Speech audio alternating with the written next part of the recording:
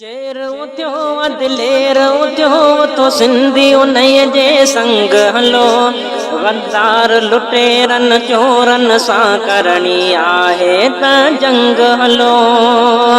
शेर उथियो दिलेर उथियो तो सिंधी उन्हीअ जे संग हलो। गद्दार लुटेरन चोरन सां करणी आहे त जंग हलो। हल मुर्की पंहिंजी जान ॾियूं सभु धरतीअ तां कुर्बान थियूं। ही सिंधड़ी पई पुकारे पाण खे। हल जान न मुंहिंजी जिंद बचे पर सुहिणी मुंहिंजी सिंध बचे। ही सिंधड़ी पई पुकारे पाण खे। शेर उथियो दिलेर उथियो तो सिंधी उन्हीअ जे संग हलो। गद्दार लुटेरन चोरन सां करणी आहे त जंग हलो। हल मुर्की पंहिंजी जान ॾियूं सभु धरतीअ तां कुर्बान थियूं। ही सिंधड़ी पई पुकारे पाण खे। हल जान न मुंहिंजी जिंद बचे पर सुहिणी मुंहिंजी सिंध बचे। ही सिंधड़ी पई पुकारे पाण खे। 15 सालनि खां सिंध मथे रही ज़ालिमनि जी हुकूमत वा।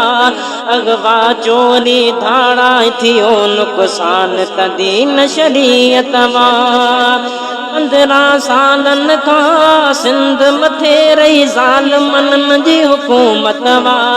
अगवा चोरी धाड़ा थियो नुक़सान तॾहिं न शरीयत वा।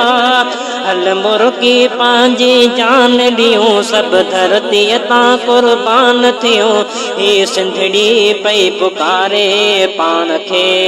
भले जान न मुंहिंजी जिंद बचे पर सुहिणी मुंहिंजी सिंध बचे। ही सिंधड़ी पई पुकारे पाण खे। शेर उथियो दिलेर उथियो तो सिंधी उन्हीअ जे संग हलो। गद्दार लुटेरन चोरन सां करणी आहे त जंग हलो।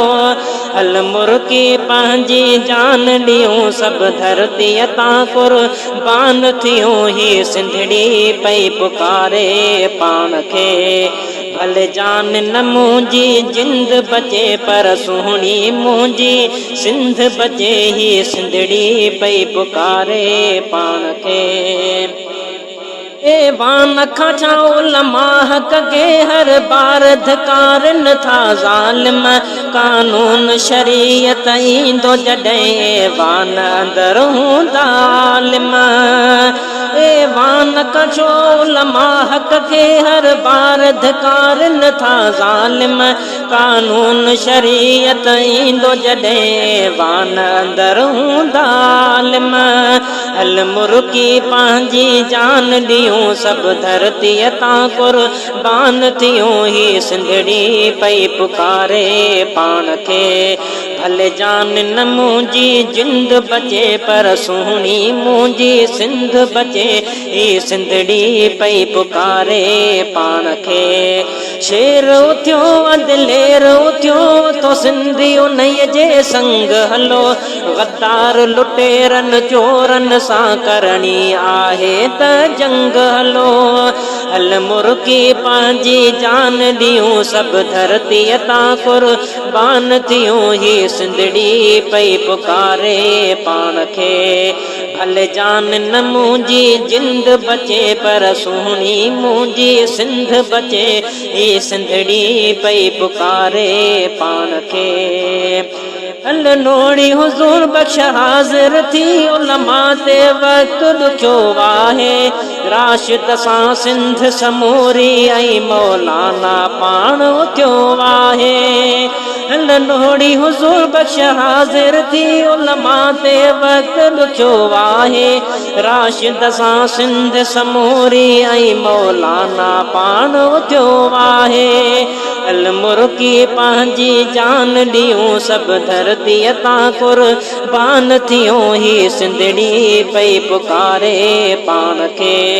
भले जान न मुंहिंजी जिंद बचे पर सुहिणी मुंहिंजी सिंध बचे। ही सिंधड़ी पई पुकारे पाण खे। शेर उथियो अदलेर उथियो तो सिंधियो नय जे संग हलो गद्दार लुटेरन चोरन सां करणी आहे त जंग हलो हल मुर्की पंहिंजी जान ॾियूं सभु धरतीअ तां कुर्बान थियूं ही सिंधड़ी पई पुकारे पाण खे हल जान न मुंहिंजी जिंद बचे पर सुहिणी मुंहिंजी सिंध बचे ही सिंधड़ी पई पुकारे पाण